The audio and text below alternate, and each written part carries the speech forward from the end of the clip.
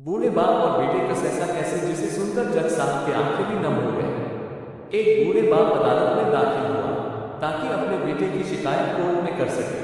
जज साहब ने पूछा, आपको अपने बेटे से क्या शिकायत है? बूढ़े बाप ने कहा कि मैं अपने बेटे से उसकी हैसियत के हिसाब से हर महीने का खर्च मांगना चाहता हूँ। जज साहब ने कहा, वो तो आपका हक है, इसमें सुनवाई की क्या जरूरत है? आपके बेटे को हर महीने खर्च देना चाहिए। बाप ने कहा कि मेरे पास पैसों की कोई कमी नहीं है, लेकिन फिर भी मुझे हर महीना अपने बेटे से खर्चा लेना चाहता हूँ, वो चाहे कम का ही क्यों न हो। जज साहब आश्चर्यचकित होकर बाप से कहने लगा, आप इतने मालदार हो तो आपको बेटे से क्यों पैसे की क्या आवश्यकता है?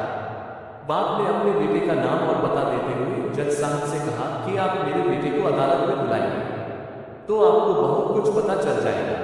जब बेटा अदालत में आया तो जज साहब ने बेटे से कहा कि आपके पिताजी आपसे हर महीना खर्चा लेना चाहते हैं, चाहे वह कम क्यों न हो। बेटा भी जज साहब की बात सुनकर आश्चर्यचकित हो गया, कहने लगा, मेरे पिताजी बहुत अमीर हैं, उनके पास पैसे की भला क्या जरूरत है?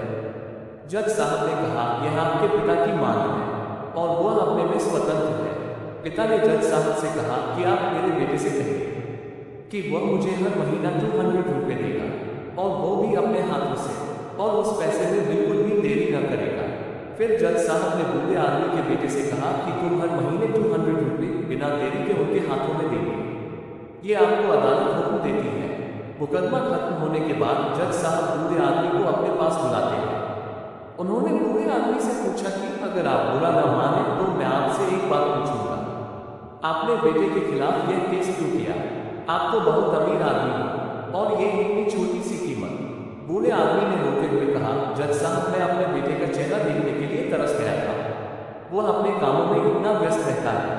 एक जमाना गुजर गया, उससे मिला नहीं और ना ही बात हुई, ना आमने सामने और न फोन पर। मुझे अपने बेटे से बहुत मोहब्बत है, इसलिए मैंने उस पर यह केस किया था ताकि हर महीने मैं उससे मिल सकूं और मैं उसको देखकर खुश हो लिया करूंगा। ये बात सुनकर जज की भी आंखों में आंसू आ गए। जज साहब ने बूढ़े आदमी से कहा कि अगर आप पहले बताते तो मैं उसको नजरअंदाज और ख्याल न रखने के जुर्म में सजा करा देता। बूढ़े बाप ने जज साहब की तरफ मुस्कुराते हुए देखा और कहा, अगर आप सजा कराते तो मेरे लिए ये दुख की बात होती, क्योंकि सच में उससे मैं बहुत मोहब्बत करता हूँ और मैं हरगिज नहीं चाहूँगा मेरी वजह से मेरे बेटे को कोई सजा मिले या उसे कोई तकलीफ हो। जैसे ही विशिष्ट अदालत के जज ने दोषी ढोंगी बाबा के खिलाफ फैसला देकर उसे उम्र कैद की सजा सुनाई, पीड़ित लड़की ने हाथ जोड़कर जज साहब को धन्यवाद देते हुए कहा, इस ढोंगी के साथ ही यही सजा मेरे माँ बाप को भी दी जाए। क्या